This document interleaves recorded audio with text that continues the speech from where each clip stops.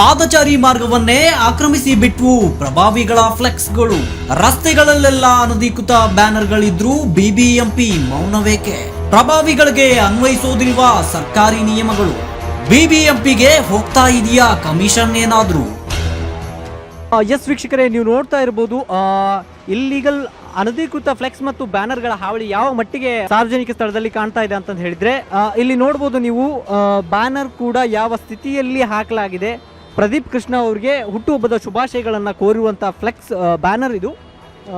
ನೋಡಿ ಯಾವ ಸ್ಥಿತಿಯಲ್ಲಿ ಬ್ಯಾನರ್ ಕಂಡು ಬರ್ತಾ ಇದೆ ಅಂತ ಹೇಳಿ. ಬ್ಯಾನರ್ ಇರುವಂತದ್ದು ಎಲ್ಲಿ ಅಂತ ಹೇಳಿದ್ರೆ, ನೀವು ಆ ಕಡೆ ಗಮನಿಸಬಹುದು, ಕೆಂಗೇರಿಯ ಪೊಲೀಸ್ ಸ್ಟೇಷನ್ ಮುಂದೆಯೇ ಇರುವಂತದ್ದು. ಅನಧಿಕೃತ ಫ್ಲೆಕ್ಸ್ ಮತ್ತೆ ಬ್ಯಾನರ್ಗಳ ಅಳವಡಿಕೆಯನ್ನ ನಿಷೇಧ ಮಾಡಿದ್ರು ಕೂಡ, ಬಿಬಿಎಂಪಿ ಸುತ್ತೋಲೆಗಳನ್ನ ಕೊಟ್ಟರು ಕೂಡ ಇವರು ಹಾಕೋದನ್ನ ಬಿಟ್ಟಿಲ್ಲ. ಹೀಗಿರುವಾಗ ಈ ಬ್ಯಾನರ್ ಪೊಲೀಸ್ ಸ್ಟೇಷನ್ ನ ಎದುರಲ್ಲಿದ್ರೂ ಕೂಡ, ಅನಧಿಕೃತ ಫ್ಲೆಕ್ಸ್ ಬ್ಯಾನರ್ ಆಗಿದ್ರೂ ಕೂಡ ಇದನ್ನ ತೆರವುಗೊಳಿಸುವ ಅಥವಾ ಇದರ ಮೇಲೆ ಗಮನವನ್ನು ಕೊಡುವ ಯಾವುದೇ ರೀತಿಯಾದಂತಹ ವಿಚಾರಗಳನ್ನ ಪೊಲೀಸರು ಕೂಡ ಈ ಅನಧಿಕೃತ ಬ್ಯಾನರ್ಗಳ ಮೇಲೆ ಗಮನ ಹರಿಸ್ತಿಲ್ಲ ಅನ್ನೋದು ಇದು ಪ್ರತ್ಯಕ್ಷ ಸಾಕ್ಷಿಯಾಗಿದೆ. ನಮ್ಮ ವಿಜಯವಾಹಿನಿ ನ್ಯೂಸ್ ಚಾನೆಲ್ನಲ್ಲಿ ಪ್ರಮೋಷನ್, ಜಾಹೀರಾತು, ಅಡ್ವರ್ಟೈಸ್ಮೆಂಟ್ ನೀಡಲು ಸಂಪರ್ಕಿಸಿ 9535808456.